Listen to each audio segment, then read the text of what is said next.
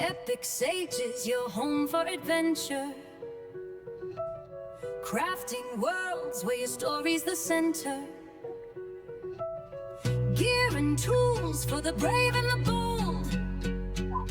Your journey begins as the tale unfolds. Step inside where the legends begin. Maps, dice, and stories, the magic within. Adventure in mind, we're here by your side. At Epic Sages, where heroes collide.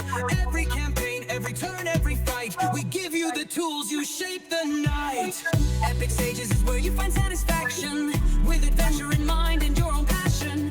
We control the board, you control the action. Epic Sages, where legends find traction. From online to in-store, we've got what you seek. Gear for your quest, world so unique. Your heroes rise, we light the way. Epic Sages, your guide through the fray. No matter the path, no matter the game, your story is yours, we fuel the flame. Epic Sages is where you find satisfaction. With adventure in mind and your own passion. We control the board, you control the action. Epic Sages, where legends find traction. From your first roll to battles well fought, we give you the gear for the stories you've sought. At Epic Sages, the tools are designed with passion and care and adventure in mind. Your world, your rules, your epic tale. With Epic Sages, you will never fail. Epic Sages is where you find satisfaction. With adventure in mind and your own passion. We control the board, you control the action. Epic Sages, where legends find traction. We light the way, you shape the venture. Epic Sages, your home for adventure.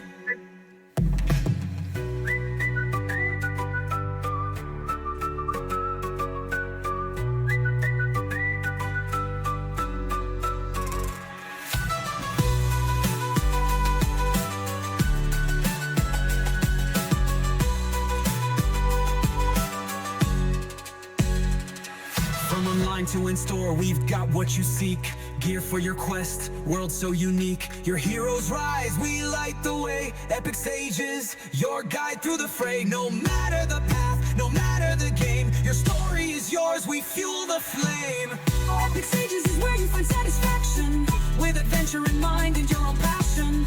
We control the board, you control the action. Epic Sages, where legends find traction. We light the way, you shape the venture. Epic Sages, your home for adventure.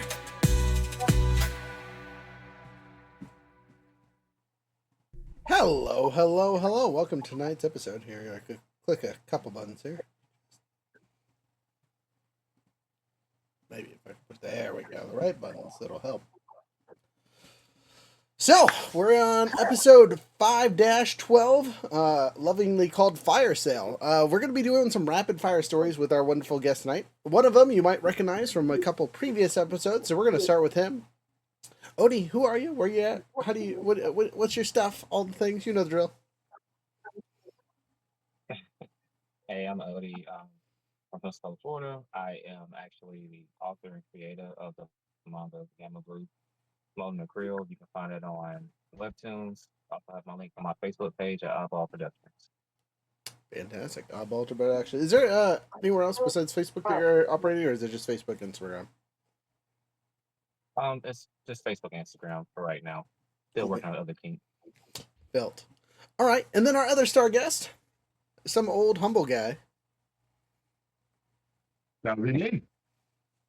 How you guys doing? We're doing great.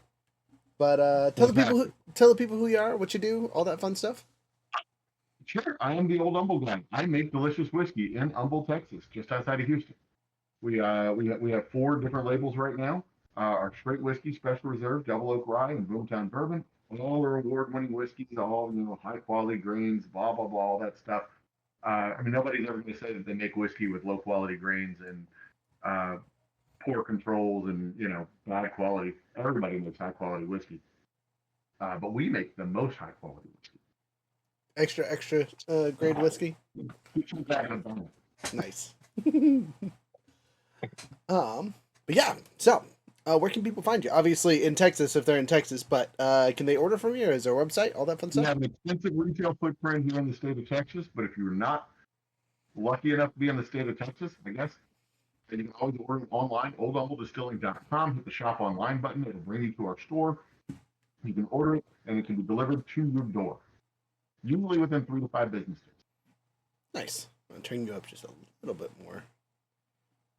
See how that goes. Put you at the 120 mark. People are being quiet on me today. I don't know if it's me or not, but we'll see later. Ah, ha, ha. Anyway, so let's get into tonight's the stories and things, right? So when you guys, we're gonna start at the beginning, right? When you guys started your business, what is your favorite story from when you started your business? We'll start with the old humble guy. Um, Geez. When we started, uh, well, I'll stick with the real story for now. Okay. We started back in 2012. It very literally was a spreadsheet, a grid, paper, a bunch of cutouts of equipment, trying to figure out where we're going to place stuff inside the distillery at my buddy's kitchen table. Um, that was where we started the actual distillery, and figuring out where we're going to get this stuff done. And that was a really cool night. We sat up drinking, talked about what we were going to do.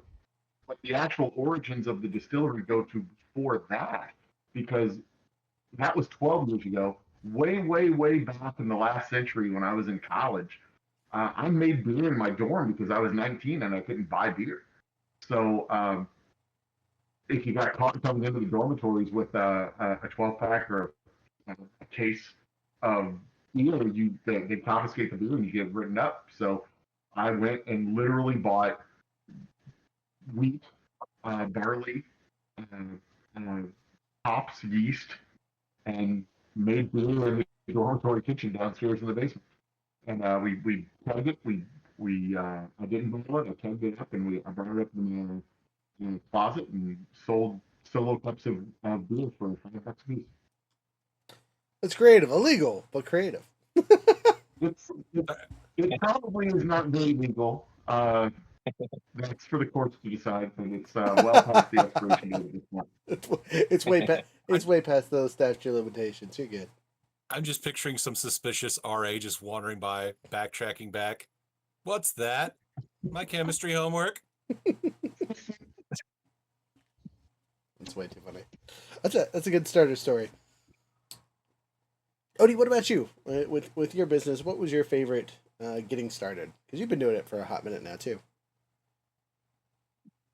I would say I was probably like my favorite because what I came around to as far as my business strictly is meant to become a platform eventually, and I want to bring on more stories and more people to get on a platform to get their mangas or webcomics out there. So I guess the how it started was really I was really big into like role playing games. One of my favorite movies that kind of really inspired the first thought of it was Ender Games. I don't know if you guys ever saw that, but when I saw it, I kind of had the idea, but as I started writing it, I realized that I wanted to go more of an original concept because it just felt too cliche to try to piggyback off something like that. So I pretty much scrapped the whole idea. The story itself took me easily like 9 years to put together. And then throughout those 9 years, I kept editing and I kept reforming the story because it wasn't fitting quite right. And then finally, actually, what this to be in 2 years of the manga actually being out itself.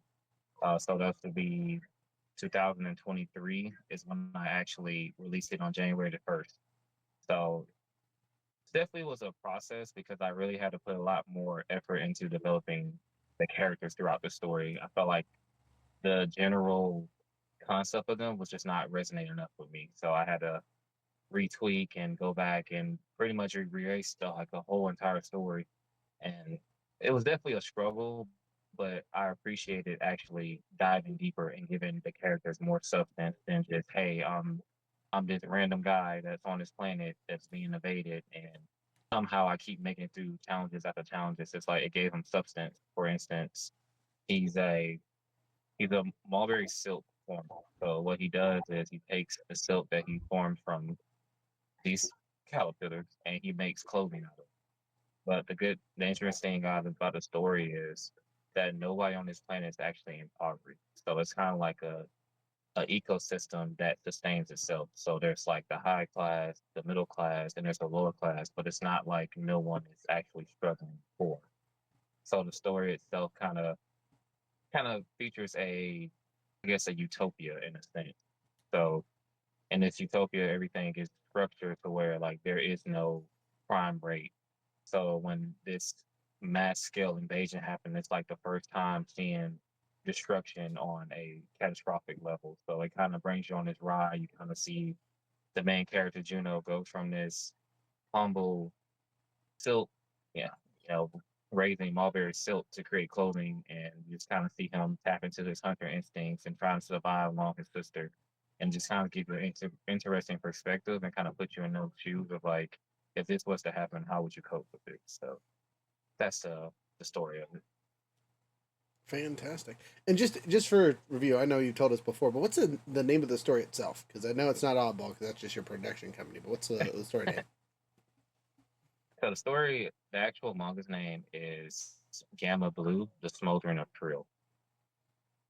Which is always a great sounding title, by the way. Every time you say it, I was like, yeah, that's the name right there. So next question. As we like to sorry, not next question. Next question, Jared. As you are relatively new to this, for being on our end of things, you unfortunately missed all of our fun starting stories. But do you have a favorite story from meeting your business partners?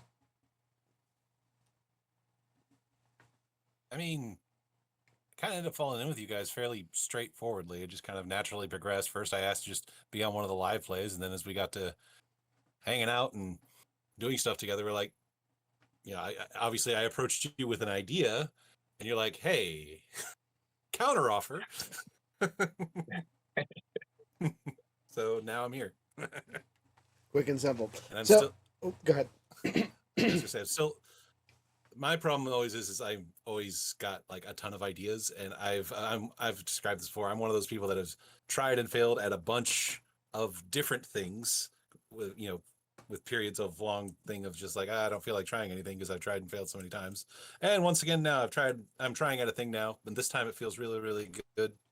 And I've got just way too many ideas, and my biggest challenge now is just trying to pace myself so I'm not overwhelming you. Which I appreciate, truly, honestly. But it's funny that we had the fake story and the real story of how things started, right?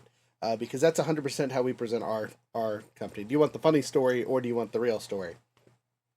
And the funny story is, we as a business had a group of our friends get together. And we're like, you know what sounds really, really nice? Just having a company so we can take tax breaks on everything. Everything we'll do will have tax breaks. It'll be great. We'll take tax breaks for this. We'll take tax breaks for that. It'll be wonderful, right? That was our grand old design. We quickly figured out that's not how tax breaks work. But we decided to continue with our company because it was such a good idea, right? Is the funny story. The real story is we got together and we saw that there was one other person that did kind of what we do now, right, on any kind of mass scale. And we didn't like how they did it. They were just like very impersonal. They fed into the non-community based storytelling and things like that. They didn't feed the people that they were with. They were just a platform for someone to stand on and shout from the rooftops to hope that someone would listen to them, right? Not to name any names, but if you've ever been there, you know how it is.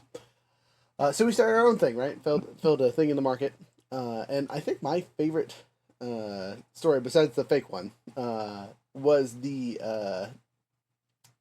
when we first actually started officially got the business going, because there was I can't tell you how long a debate about getting a bank account and getting all that set up and doing all the legalese stuff for weeks. There was originally 4 of us, and just arguing on how to do stuff, what the proper place was, and then someone just did it because I was tired of waiting. And then we were officially a company, just out of the blue. Epic Sages were born. Though originally we were not Epic Sages. We were our corporate name, Apprentice Hero Helpers LLC. Epic Sages comes around later, and I'll get to that story in a bit.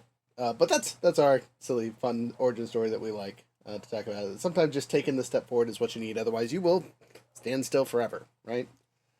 And I think a lot of entrepreneurs and business owners know this, right? Once you get started, it's always about taking that next step. I just finished Oathbringer by Brandon Sanderson's, and one of the best lines in that book comes at the very end, and I'm not gonna spoil it wholeheartedly, but essentially the line goes, "Let me take heed of when I fall. That when I do, I will stand up and rise a better man." Right, and I'm sure that resonates with a lot of people, especially when you're a business owner, because you guys all know we all get knocked down all the time, right? Every two weeks when payroll comes around, we gotta like refocus and try again, make sure things are going right. Yeah, see, both of you like yeah every 2 weeks.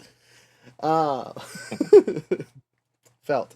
Yep. So kind of 100% true. on that note, let's talk money for a minute. So Odie, we're gonna start with you. What is your least favorite story when it comes to payroll stuff? If that's something you deal with yet. Uh, I would probably say budgeting, like for the chapters, is probably my least favorite because it's like it's always like I want to give more Mm-mm. to the audience. You know, I'm a man of like great content.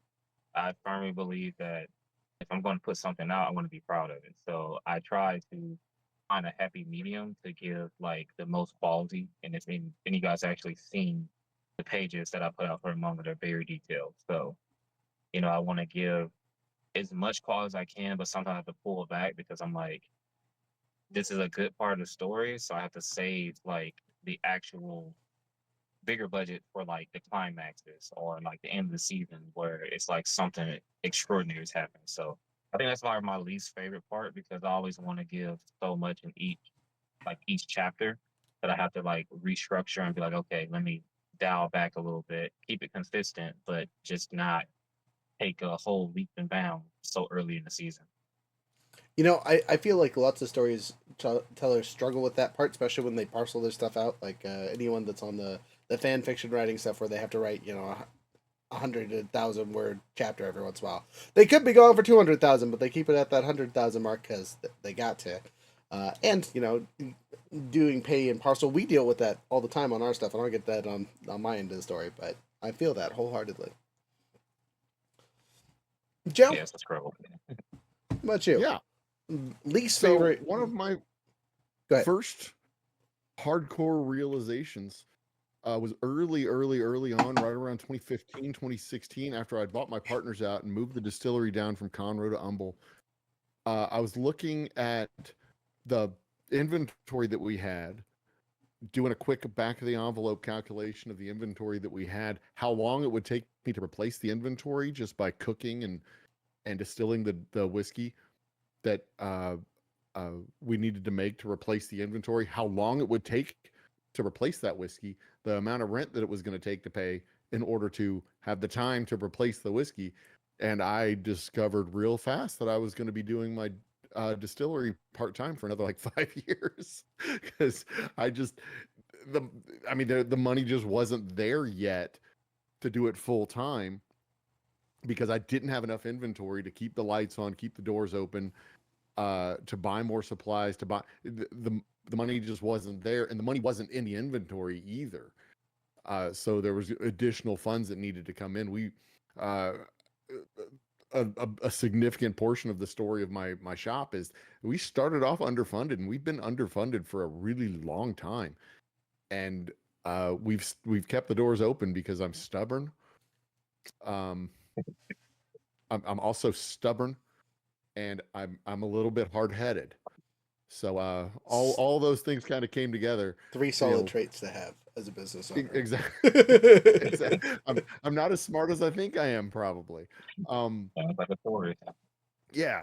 So, but it required a bit of a pivot from making every drop that we sold to having to source some of our products so that we could just have inventory to sell the inventory and continue the business going. So I kind of split our products into two. One that we kind of one that we mostly sourced and one that we entirely made.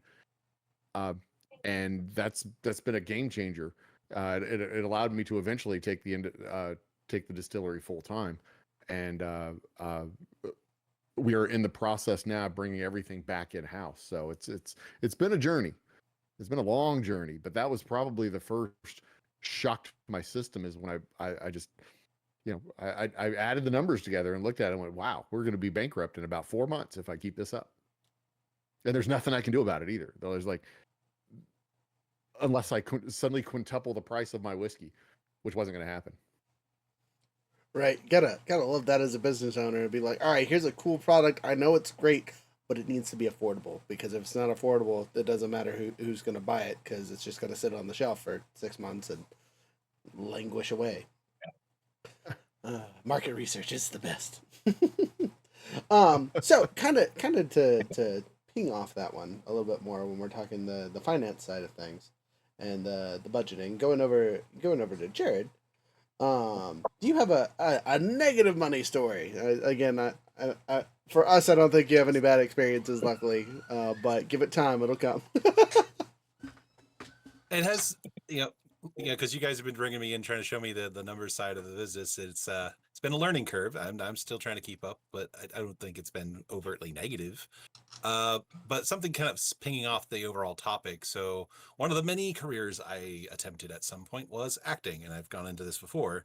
And what a lot of people don't know about the film industry is every single film project is actually its own self-contained business that you have to get licenses and do paperwork for.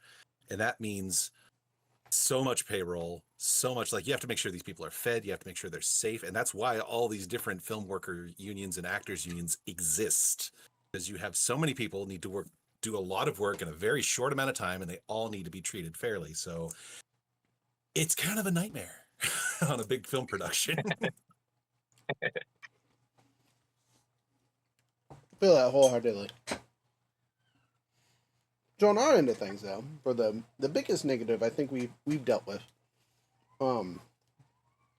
as we early on, when it was just me and Younger, once we got to that point, we decided it was going to, all our money that the business makes is going to go back into the business to get it stable, right? Because we seeded it ourselves. We've had one angel investor that we used to get some training and whatnot, and paid them back within a year, kind of thing. And it wasn't a huge angel investment. It was something to just kind of get us by and get us through. But the fact that we were able to pay it in under a year was pretty impressive for us. And then we paid back pretty much all of our initial debts and whatever. We've been debt free as a business for a hot minute now, which is nice. But getting to that point where it was just like we always having that overhang of, hey, there's someone we need to pay back. I mean, they were super, super wonderful about it. It was super great to work with. So that was nice. But oh man, just always having that, hey, we gotta make sure that we're saving money and paying them off when we can. Was probably one of the more stressful bits for when we first started, kind of thing. And it was something we needed, because it got us something that was truly fantastic and helped push us forward as a business and legitimize how we were doing things and so on and so forth. So it was 100% worth the time investment and all that fun stuff. But having that overhang afterwards was always just like a stressor.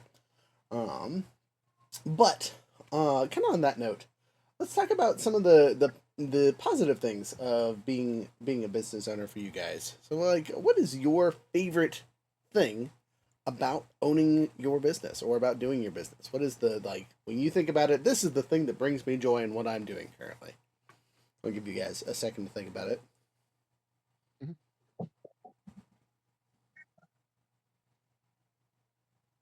I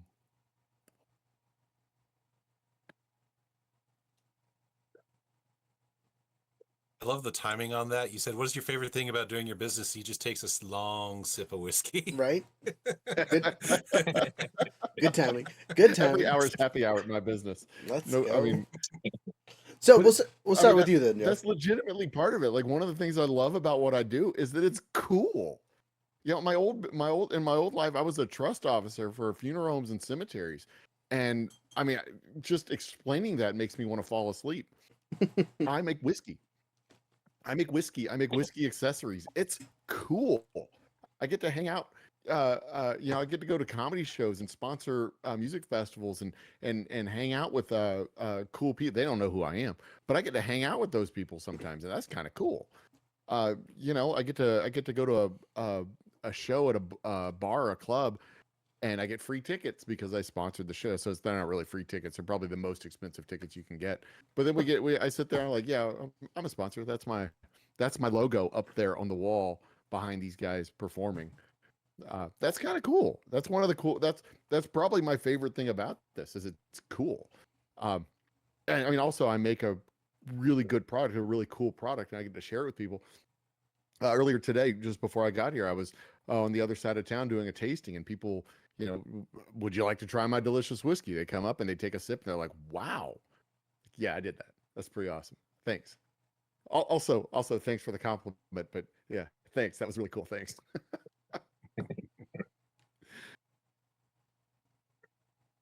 So that's it. That's all. Making cool stuff is always good. So I like that. Yeah, it's just neat. I mean, I could be a boring trust officer and push paper around all day. I literally would fall asleep at my desk when I worked at the bank. It was so dreadfully dull. I liked the work. It was just dreadfully dull and boring. And I've dreamed about the days that I could get away and get here and do this and make these and have, medals like what's on that bottle and that one, you know, earn prizes and stuff like that. That's just dope as shit, man. Right? I agree Anyway. wholeheartedly. I have a silly question for you, kind of a follow up to yours before we move on. Do you have any like super cool bottles that you make in it, or is your stuff like classic? Right now we don't do any special bottles. I mean, all of our bottles are this round or square stock bottles. I did one special packaging there with that box. Hmm. That was a limited edition bottle that we made from freeze water or frozen water that we collected up after the freeze of 2021. The 72-hour blackout. That is our 72-hour blackout Boomtown bourbon. And we only made like 400 bottles of that because there was only so much water that we could collect from the freeze. But yeah, that's the only. I mean, we do special. That's the only special labeling that we've done with that. I've done a small cask strength bottle. This is a pint sized bottle for proper label. Our Black Cat Ridge cask strength whiskey. But that's the only alternate bottle that we use. The 375 pint sized bottle.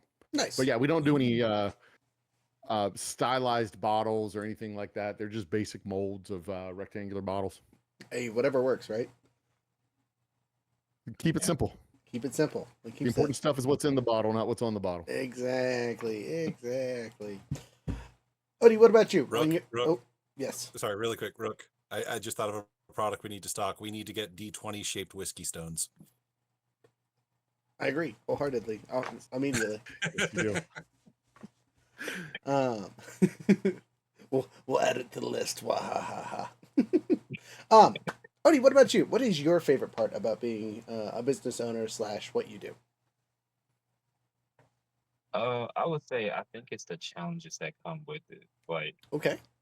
I think so many people don't understand like what it takes to create a original, graphic novel or manga or webcomic. It's it's pretty difficult, but it's like when the wheels start turning in your head and then those things start coming together and you realize that hey, this came from being an idle thought to becoming actually into reality.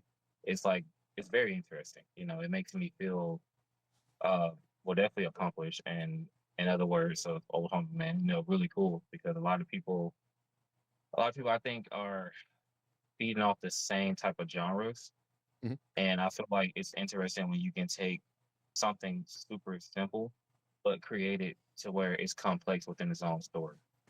So, like the challenges of this story is yes, it's a invasion story, but the cool part about it is, like I mentioned before on other episodes, is what is he's encountered. So, like typically these hybrid beings or they're not really like your normal, I guess, creatures you would encounter. Like they don't technically see with normal eyes. Like they have eyes, but their eyes are pretty much useless. How they see is a sense of smell.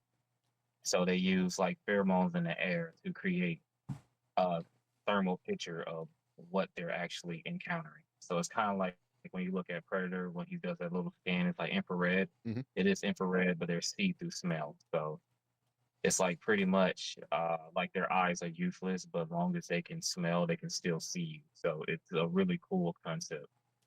Um, Also, like other things too as well is just like creating its own universe within the story. So this story actually is going to be a three-part series. So right now, currently, the story is kind of following more of like the middle. The next installment is going to be the beginning, and then the third installment will be like the end of like the three put together. So just like getting them all together, I when I first started, like I said, I had an idea, but I had to scrap all of it. So in 2 years, I probably have written at least 2,000 pages, by myself. So I'm pretty proud of that. And just kind of just developing those pages, and then even like my very first chapter when I put out, it was like it just felt different. I can't really describe that feeling when you look at your work and then other people are looking at it and they're just appreciating just the detail and the quality that you're putting out. It's like those challenges makes it work. And like you said, it's just really cool when you can take your story and put it in front of other people and make them respect it in a way that, you know, people would never thought like alien invasion story would go. So it's just the challenges just makes it entertaining to me because I feel like if it's not challenging, it's not fun. And I feel like you can't grow and develop as a business owner without certain challenges to help you take a couple step backs, but then also help you to overcome a lot of situations that most owners will give up in. They I do. imagine it's also pretty cool to go into a store and see your book on the shelf. Like, that's me. I did that. So right now it's mostly just a web comic. I'm trying to get the whole thing out first before I put like a physical copy, but Uh, that's definitely in the work. One thing I love to do is go into the stores and just kind of, I'm looking at the shelves and looking at stuff going on, making sure my stuff is there. And I kind of stand up next to somebody and go, that stuff's pretty good. You should you should probably try that. That stuff's I hear it's local and I hear the guy who makes it is handsome as hell. You should keep your wife away from him. Just so you know. And then just I mean, hey, face-to-face advertisement does work. yeah, Hey, there you go. make a connection, make a And then sale. kind of go back by him and say, "Oh, by the way, the guy who made it will sign your bottle for you too." And then wave a pen at him as I walk off. Half the time that works. Ace. Signatures are always fun, Yeah. especially for the book side. So, once you get physical copies, be like, "Hey, I made this and I signed it. It's now doubled in value. Congratulations!" You're the author. Really handsome We're adding and that to the charming. book.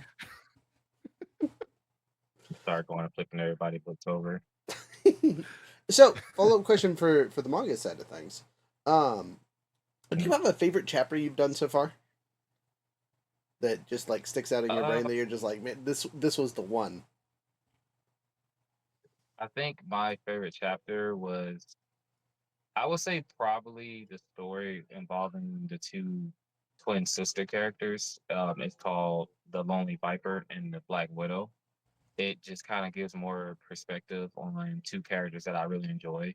Fun fact, the character actually was inspired from my wife. So the character recently is actually inspired by my wife. So um, I really enjoy that because she's such a chaotic and like goofy but destructive character. So like when you read the story, it's like she's crazy and you just like don't really understand why, but then the backstory just kind of shows her like she's trained to be this unapologetic, unsympathetic, you know, killing machine. But it's like the more she killed, the more she felt emotion. So it's like by her actually going through these trials and tribulations, it's like it made her open up to the pain that she was causing. So And the story just kind of shows her going from just this unemotional, just killing machine, and then by the end of it, you just see her seeking out to find her own life. So it's kind of like the title came from, the Lonely Viper is because her actual name is Viper, not actually Riesling. So you kind of find that when she became part of this mercenary group, it's run by a group that organized themselves by snake names. So she actually was given the name Viper, but when she got away, she became her own entity and became Riesling. So it's just like you just see her constantly trying to, I guess, get rid of her past, but it keeps catching up with her. And it's just such a cool chapter because you get more of a deeper perspective about her. Like she's not just all about endless killing. She's a person with emotions that she's learning to work through. So it's like one of my favorites because obviously it's an original character. It comes from big time from my wife. So of course she likes that a lot. It's about her. So I think that's probably like one of my favorites. Definitely one of my most interesting characters, just because as the story goes on, she has a lot of good character development. So it's just that sticks out to me, and that was like one part that I wanted to just highlight and just really put out there, and just have people like judge her off her first instinct, but then also come back and be like, "Oh, I understand why." Nice. It's always good to Tolkien your work up a little bit and throw your wife in there every once in a while. Just be like, this is the most amazing person ever. It is 100% based on that's good karma forever, right? Uh, Yeah, she wasn't expecting it, but I was just trying to come up with a character, and I knew I wanted to do a twin character. So I was just thinking of just what would be a character that I would just resonate the most with. So I just started thinking of characteristics my wife is, and I just built this character around her personality. And then the other character, which is the twin names, are Riesling and Arden, you know. But it's it's crazy how they came to be because, like I said, my wife has a sister that's not quite like her twin, but they look so much similar. So I pretty much just made them twins in my head and created the character. So it's definitely a big inspiration for my wife. So copywriting issues for sure. Hey. nice. Nice. So, jumping over to Jared really quick. Um, Again, being new to this, what are you most hopeful for the things that you're excited about being a business owner? What's the new and exciting prospects for you? Um, Honestly, just a lot of the opportunities. Like I've always had an interest in getting into business. I actually took business courses in high school, and it's something I've thought, like, yeah, this is something maybe I could do. The numbers side of thing is still a challenge, but hey, no one said anything was easy. And then the other side of it is I've been passionate about role playing games for a long time, and I've been passionate about acting and working now with Epic Sages. I have the opportunity to kind of, you know, push forward with a lot of opportunities. The live plays allow me to get into the acting. I get to help you run the booth and sell inventory. I get to do original content for TTRPGs. So it's all just very satisfying so far, and we'll see how things pan out with all the schemy schemes we got going behind the scenes. Funny story from today actually. We got called because someone thought we were a production company. Oh, really? Yeah. Apparently we have spent enough time online that made enough videos and things. We're a production company, baby. Not really. Um, I mean, I know who to talk to if you ever wanted to be a production company. we got to make more money first before we jump into that. That's a whole different ballgame than what we're playing at. But the other I'm just thing, saying, go ahead. I was gonna say, we ever get a physical like storefront, we could just convert a small area in the back with a green screen. We got a studio. Exactly. There you go. Perfect. That's all it takes. But going on to my I favorite mean, thing. yeah, he's taking over. It's the best, right? Saves time, saves money, keeps Yahoos out of trouble. But for the my side of things, right? My favorite thing about being a business owner for what we've done with Epic Sages is really the community building that we've done, right? You two are wonderful examples of community members that we've gotten to meet and hang out with. You know, both of you are Bloxers, so that's another community we got to join and hang out with, which is exciting for us. But on our own community side of things, you know, we have met countless people that are very similar to what we do, or not what we do, but how we are as people.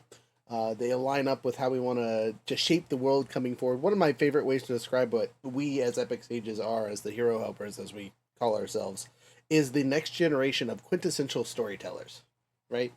We are not necessarily the artists that draw the things that people remember, but we will tell the stories that shape the next bits, the things that go forward, the things that people remember and retell from here until forever. That's what we get to do, right? And specifically, mostly in the fantasy or sci-fi genres, but all of it is part of what's going to be in the future. That's probably one of my favorite things to be part of shaping that bit going forward. Moving on to the next silly question. When we guys are talking about the most favorite thing, what about the least favorite thing you guys had to deal with your business? What is something that you just dread? We kind of talked about finances a little bit, and if you want to double dip, feel free. But is there anything else that you just are like, if I have to deal with this, I'm going to pull my hair out. I'm going to deal with it because it's necessary, but I hate it.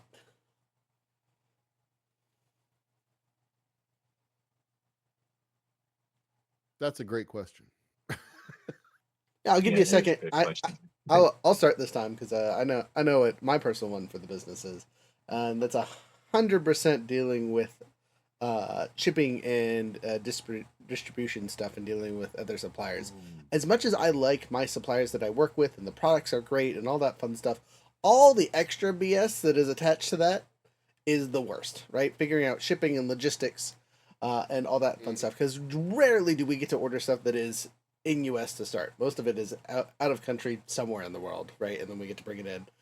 Plus, on an added bonus, we're in Alaska, so we have to be careful what we ship up here, because sometimes it goes all the way to the border and like, oh, hey, there's batteries in this. You can't have it. And ship it all the way back. Yeah, I get that. Yeah. Yeah. A lot of what I ship to my shop are explosives. You know, alcohol is a flammable explosive substance. So I hire logistics companies to deal with that so that I don't have to, because I'm not a logistics company. I am a whiskey guy, and I'm barely a whiskey guy. I'm just kind of a goofball who makes whiskey. But what just absolutely drives me bonkers is when I hire someone to do a job. Oh, hang on. Hold on. Time for a shot. When I hire someone to do a job and they're just incapable of doing, they keep asking me how to do the damn job. It's like, you own the trucks. You're the logistics company. You have the forms. Why are you asking me these questions when you have the forms? I can sign them, but I don't know your shipping numbers and your inventory code information and your customs itemization coding, ESTN numbers, and whatever other nonsense. I don't know that. And if I did know that, I wouldn't need you people. Pretty self-explanatory. Why are you asking me how to do your damn job? Quit doing that. That drives me bonkers. Whether it's a bank, working on just getting financing from people. Like, I've got all the paperwork and all the documentation that you might possibly need. Quit asking me how to fill out your forms. Like, even when I worked at the bank, that just absolutely drove me nuts. Like, my clients were the funeral directors and the funeral homes and the cemeteries, and they needed to file their regular compliance forms with the compliance entities, and they'd send me the forms and ask me to fill them out for them. Like, I don't own a funeral home. I don't do your business. Why are you asking me? You think I?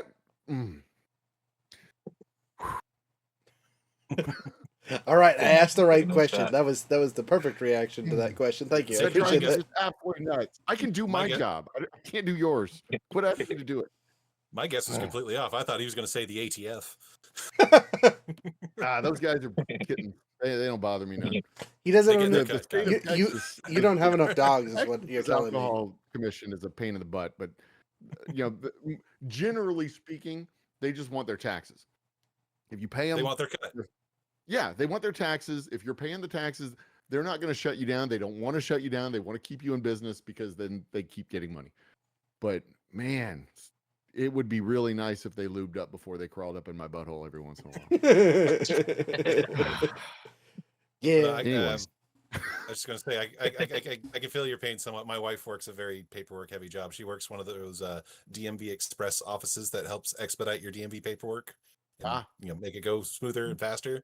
The amount of time she has to remind people, I am not the DMV. Yeah, that reminds me. I got to get my license renewed because my birthday was just a couple weeks ago. I got to. Happy already birthday. have Something else it. I have to deal with. If you don't already have a real ID, I just recommend getting it out of the way and getting the headache done.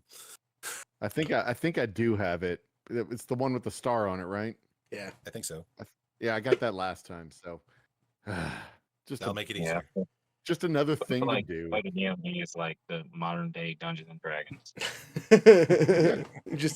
just waiting there for the beholder, who is the person in the front of the line, to tell you need 7 other pieces of paperwork. Yep. Roll for initiative. Exactly. Go for it. Gone is blessed. Yeah, right. 17 lanes, 14 hours later.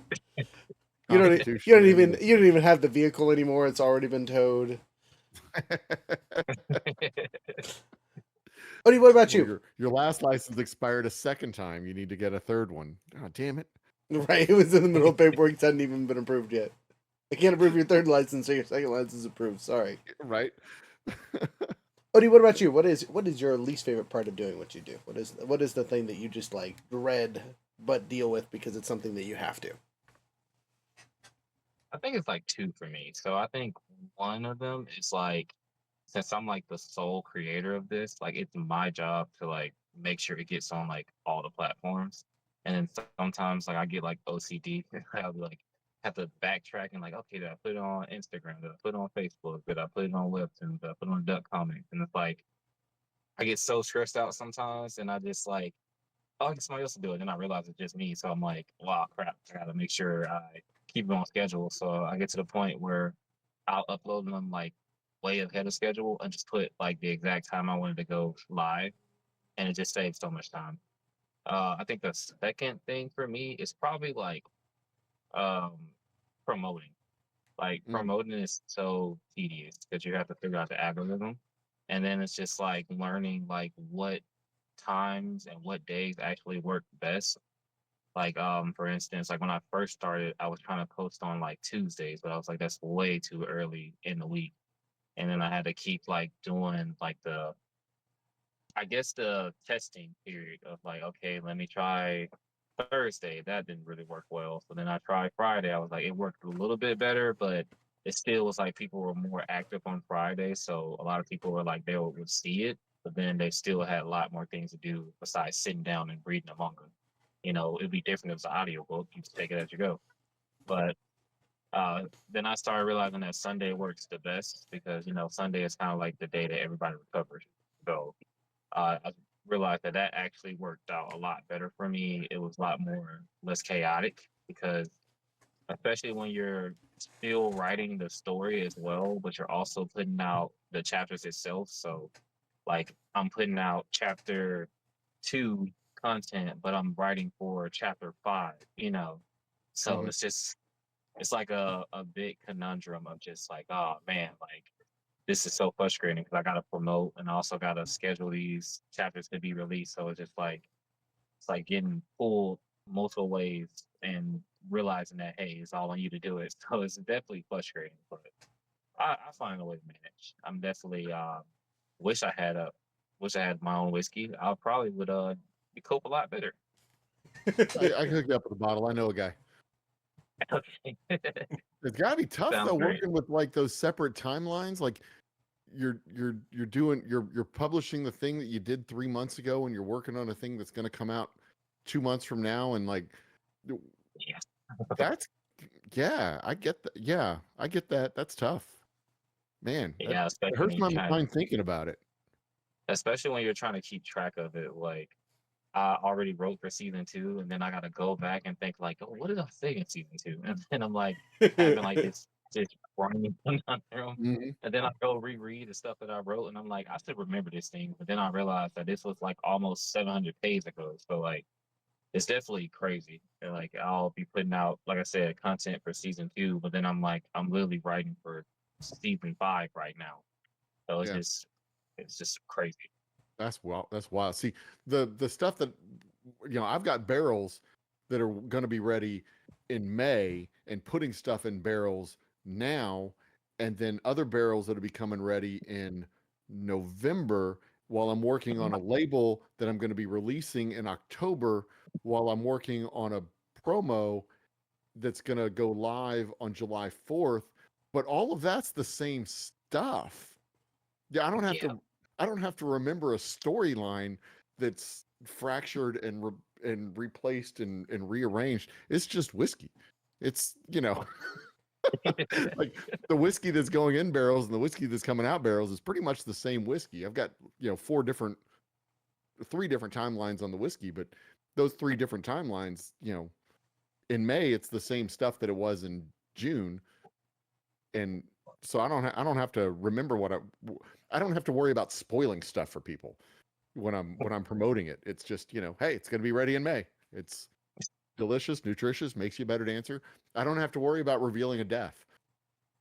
Yeah, Yeah. as a TTRPG Yahoo, right, in our storytelling that we do, that is a huge issue that we have, because sometimes we get really excited about the cool ideas that we have, right? And I'm sure Odie, you can agree, where you're just like, yeah, I'm ready for this thing to come out. I gotta keep it to myself though, because if I ruin it for all the other people that are enjoying this, they're gonna yell at me.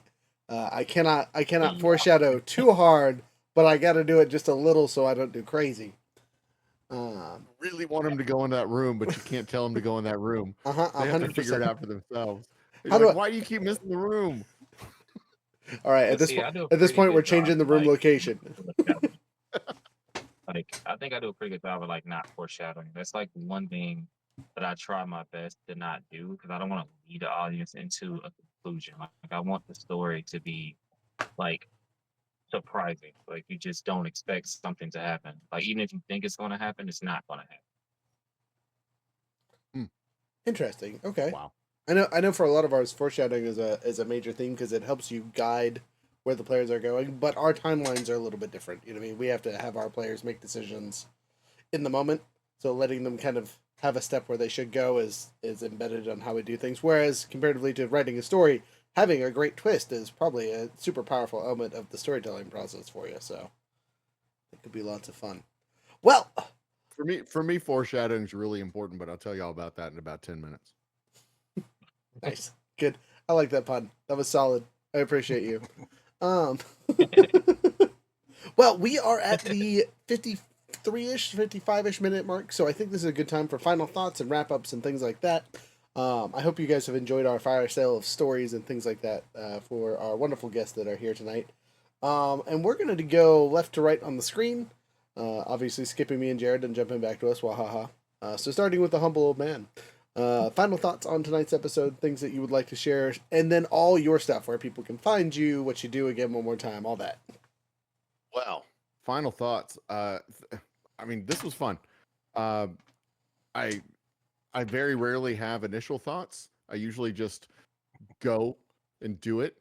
Um, I tell people that that's kind of how I ended up getting married. My wife just told me to wear black and show up at the church at 1 o'clock, and that's how I ended up getting married. I didn't ask questions, and I just kind of showed up and did it, and it worked out so far. Sounds like When we peer go on pressure. vacations, that's kind of what she tells me. Like we're going north and then taking a turn east for a while. I'm like, okay, honey, just tell me when to stop for gas and where to get food. So this has been this has been fun. My preparation was just showing up on time and answering questions and being honest. I liked it. It was a hoot, and I'm happy to do it again. Good, Um, good, wahaha. and if you want to find out more about the Old Humble Distilling Company, the Old Humble guy, the stuff that we do, you can go to our website, the oldhumbledistilling.com. It's for free and available on all your major web services. Just go out to wherever you get your World Wide Web delivered to your home, and you can find us there. You can find our origin stories online under the About tab. And if you go far enough down the About tab, you can get past the boring true story into the real exciting legendary story. And if you really like that legendary story of the origins of the Old Humble Distilling Company, you can look up the epic journey of the Old Humble guy on Amazon and get the book. It's only $3. It's free if you have Kindle Prime, I think. Not sure how that works, but I'm not really worried about it because I've sold 5 copies and I'm happy with that because I really wasn't expecting to sell that many. One of them was me. I bought my own book because I'm a loser. Let's go. Self-financing. I mean, hey, Yeah. You can also get our whiskey delivered to your door, oldhumbledistilling.com/shop online. You can use the discount code MAKEIT2 with the numeral 2, and I will send you 2 bottles with free shipping. You got to pay for the bottles, but I'll pay for the shipping. So there you go. That's a dangerous You can- proposition for the people in Alaska, man. That's like that's a Yeah, go $90 for it. shipping fee. Go for it. We do not have we don't have Alaska on our delivered to list yet, but if you live in Michigan, Tennessee, Utah, or one of the Dakotas, probably South Dakota, yeah, you can't get it delivered to you. And if it's North Dakota and not South Dakota, my apologies. I get those states mixed up all the time because they're kind of the same state. Don't tell them that. Don't tell them that. For the eight people that live on in those 2 states combined, they're going to be really mad. Sorry, Mike, Seth, Gene, Eddie, Francis, and your wives. Solid. pretty liquid. This. You can also find us on all the grams and books and stuff. Old Humble Distilling, Twitters, Blue Skies, etc., etc. Fantastic. Odie, what about Rook, you? remember when I said I was going to say, Rook, remember when I had that idea for a tasting review podcast? Could we do some Old Humble whiskey for our first episode? That might be a good option. Happy to be there in spirit or in person, depending if I can get to a. In spirit. I see what you did there. Yeah, you pick it up when I'm laying down. I love it. I've got words.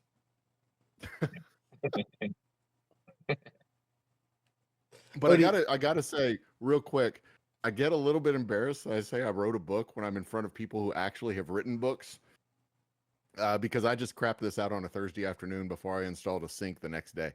It's a story that I've had in my head a lot, but it was just like, yeah, I can do this. They're not going to stop me. I don't need a license. I'm just going to write a book. So I wrote the book. So it was fun. It's a fun little story of a silly little adventure of creating a distillery, because most of the Kentucky distilleries have fake stories anyway. Nice. So I figure I could have one too, but mine's better. Start a turf war over there. Gotta add that into the end credits. To all the Tennessee Yahoos, mine's better. All right, Odie, Better. jumping over to you. Final thoughts. Where people can find you, all that fun stuff. Final thoughts, like I said, it's my 3rd time being on here, so of course, obviously, I enjoy it. No one's pulling me by the strings, but I just enjoy the fact that when the fire sale stories, sometimes I feel like people look at us and things that we do and don't really understand that. I mean, behind the scenes, we're ordinary people. We're not just people that's like out of reach and out of touch. So you can just seeing people listen to our stories and hear like our struggles and realize that we actually do go through struggles. Like it's not sunshine and rainbows, and it's not like it was an easy path to get where we're going. So just to have that time to express that, like, hey, like I had to scrap this story. Like this wasn't just like a aha moment and then it just flew on the paper and broke feet and started running. It's like no, I had to actually put the work into it. I had to actually go back and keep crafting it and build a story around each of these characters. Like each of the characters affect the story in their own way. So it's just being able to tell that side and get people to understand, like, hey, this is a story that was built on time, patience, and definitely, just the opportunity to just give myself, like, hey, I know I can do this. Because I was actually going to scrap the story by itself, but a little push and motivation from my wife, and Gamma Blue was born. So, just a lot of things that have happened in that time frame that made me like a little bit I guess disappointed because I kept having writer's block, and if you're a writer and you have writer's block, it's the most frustrating and annoying thing that you can ever experience. It's like you can have all these great ideas and then just flies out the window. Hmm. So just tonight's like just story was just really interesting to see people uh, be allowed to step off that pedestal and just be vulnerable and be real. So it was definitely a great topic. Thank you. Um, Once again, my name is Odie. I am. You can find me on Facebook at Eyeball Productions. You can find my work on Webtoons, Gamma Blue, Smoke and Creel, or look up my creator name, which is Odie Bear 117. Dedication to Master Chief from Halo. So if you guys are Halo fans, hey, Yeah, hell yeah, found the you right and place. the right people. You got friends over here. I And promise. and I would like to concur that we are just normal people. I have my my manservant put my pantaloons on leg at a time, just like the rest of us. This man wearing pantaloons. Yeah, I think my man would Wow. be like my He, child. So he he's soft not very boils capable. he soft boils my eggs and chews them up and spits them into my mouth, just like any normal person would have his manservant do. Shaking my head. Yeah, my man served me a little bit of work. I don't think my man servant knows how to put his shoes on yet, but we're working on it. The joys of children, right? Jared, we're pushing forward here. Any final thoughts before we get to discount codes and our stuff for Epic Stages? Only that I had a good time. It was nice meeting you two gentlemen. Yeah, I'm Jared. I'm part of Epic Sages. I'm here for every live play. I'm going to try to be here for every podcast. I also have my own content channel, Couch Quest Gaming, over on both Twitch and YouTube. I do Let's Plays of video games, pretty much whatever I feel like doing, though half the time I am playing an RPG of some kind. Play Lord of the Rings. Not yet, but RPGs take a long time to get through, so it'll be like 5 years by the time I get around to my backlog. He's still on the first Spider-Man and Harry Potter, right? Yep. That's what I'm currently Okay. playing through right now. Harry Potter's amazing. So on our end for Epic Stages, next week is a game week, so we both have Power Rangers and D&D. Younger should be back as DM on Wednesday. And then we have an event this weekend. If you're up here in Alaska, come out to Esther. We're doing the All-Tide Pagan Heathen group festival thing that they're doing up there. Hanging out with those yahoos, listening to music, having a good time. It's a good event. Nothing super crazy. If you're worried about the weirdness, don't worry about it. It's just lots of fun. Let's see. Anything else? The code. 10% off code is still Bearfish. All one words, all capitalized. Bearfish. For the end of the month. We'll get a new code on Monday, though, for the start of next month. It'll probably have to do with explosions of some sort because 4th of July is coming up. America, yeah, something so like that. Anything else that we have coming up that we need to... we got new products coming because we sold out super well at our Midnight Sun Festival. So if you were super excited about the cube dice, don't worry, we're getting more. It'll be here in a couple weeks. But other than that, with Adventure in mind, have a wonderful time. Bye. Stick around for the music, and then Starguest, stick around for our after action review. For sure. Actually, before we get going, I need a number from both of you between 1 and 8. 7. 7. A whole number? A whole number. Okay. I'll go with 4. 4. Total of 11. All right. 1, 2, 3, 4, 5, 6, 7, 8, 9. 2.873647721. No Leroy Jenkins up in here. All right. Actually, I really like this song. This is one of my favorites. So, good choice, you two. I approve.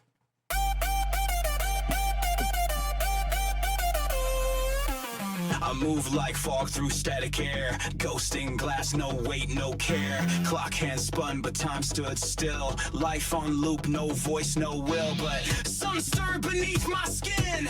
A pulse beneath the porcelain. One breath cracked the mirrored sea. A voice found me in the still. Call me Lazarus. No visions came, no thunder broke. Just silence thick enough to choke. But I stood slow like dawn through mist. Shed the shell, unclench the fist. Arise, arise, arise. Not chosen. prison, just awaken truth. I stitch my soul with shattered proof, from silver dust to midnight roots. Now I'm awake, step to me. I bend the wind subconsciously, not born anew, but realigned. I move like fate with modern spine.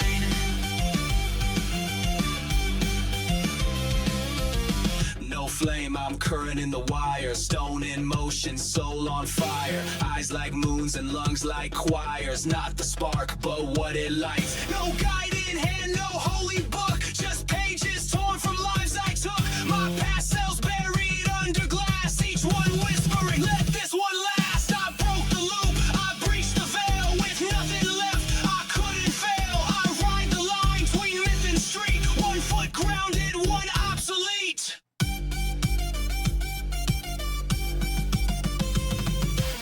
I gathered names I used to be, tied them like runes and wore them free.